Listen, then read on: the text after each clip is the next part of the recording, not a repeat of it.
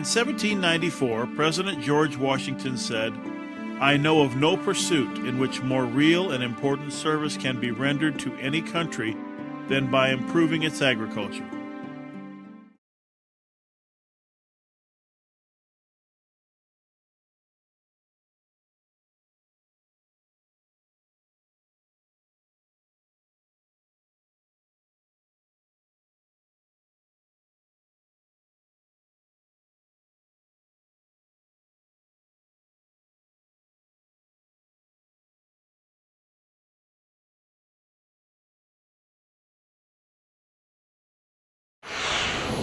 In towns across England and the United States, a series of extraordinary innovations would alter the way people lived and worked for the next 150 years. Mechanization began in the textile mills of England, where one machine attached to a spinning wheel could do the work of 50 people.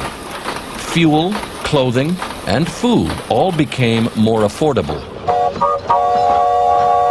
With the development of locomotives and steamboats, manufactured goods could now be sold halfway around the world.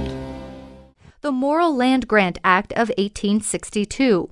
Named for Vermont Congressman Justin Morrill and signed by President Abraham Lincoln, the act gave federal lands to the states, which in turn sold that land to establish universities that shared knowledge with the public. And without it, well, we wouldn't have the dramatic advances that we've seen over the last 150 years in areas like agriculture and engineering.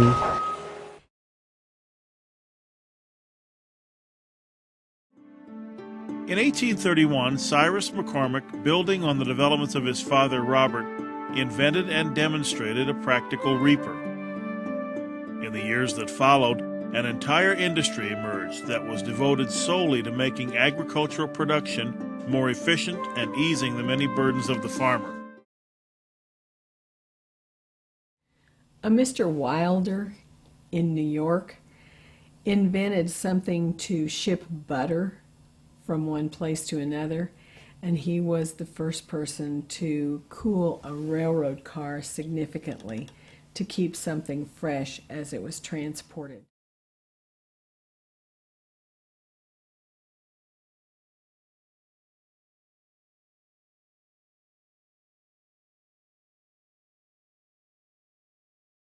Document C references the court case of Munn v. Illinois, which is a victory for the Grangers movement and represented a step toward greater governmental regulation of the economy. The court decided that the states had the right to regulate commerce within their states, particularly railroad and grain elevator companies, but this decision was largely overturned 10 years later by the Wabash case.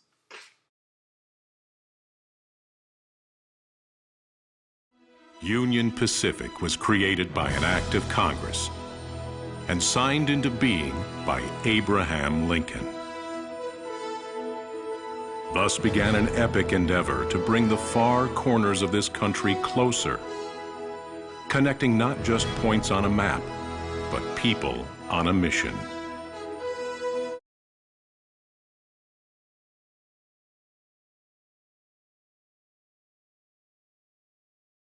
The Dawes Act, they call it the mighty pulverizing engine to break up the tribal mass, Teddy Roosevelt. The purported aim of the act was to protect American Indian property rights during the Oklahoma land rush, and to aid in the conversion of American Indians on other reservations to become farmers and landowners in the style of non-Indians. By registering Indians, we're told, they would be allotted 160 acres of land per family in advance of the land rush, and thus be restituted for 100 years of genocide against them.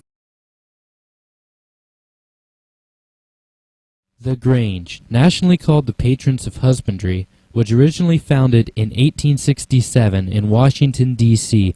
by Oliver Hudson Kelley, William Saunders, Francis McDowell, John Trimble, Aaron Grouch, John Thompson, William Ireland, and Carolyn Hall.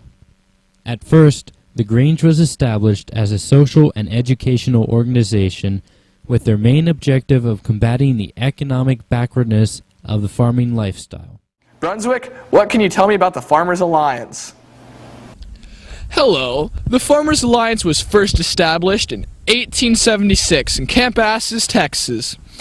Designed to promote higher commodity prices by joining together independent farmers, the movement is comprised of two organizations, the Natural Farmers Alliance in the north and the Natural Farmers Alliance and Industrial Union in the south. After the Civil War, deflation and falling commodity prices caused widespread debt among farmers.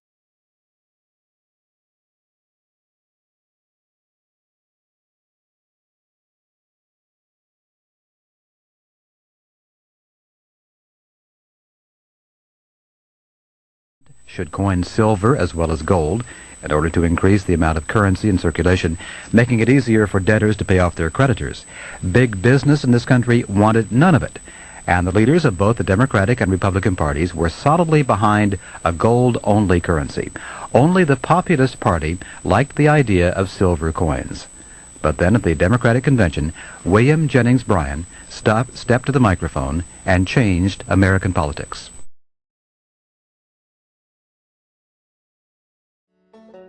Loosely knit farmers' alliances were formed during the 1880s, and they lobbied for regulation of the railroads, tax reform, and the free and unlimited coinage of silver. The pleas of these groups went largely ignored by the Republicans and Democrats. But the growth of the farmers' alliances was so rapid that talk of a third political party soon began. In 1892, a political convention in Omaha marked the birth of the Populist Party. The Populist platform centered mainly on the free coinage of silver, graduated income tax, government ownership of transportation and communication, and most improbably, the complete abolition of national banks. Why? During the American Civil War, President Lincoln bypassed the high-interest loans offered by the European banks and decided to do what the Founding Fathers advocated, which was to create an independent and inherently debt-free currency. It was called the greenback. Shortly after this measure was taken, an internal document circulated between private British and American banking interests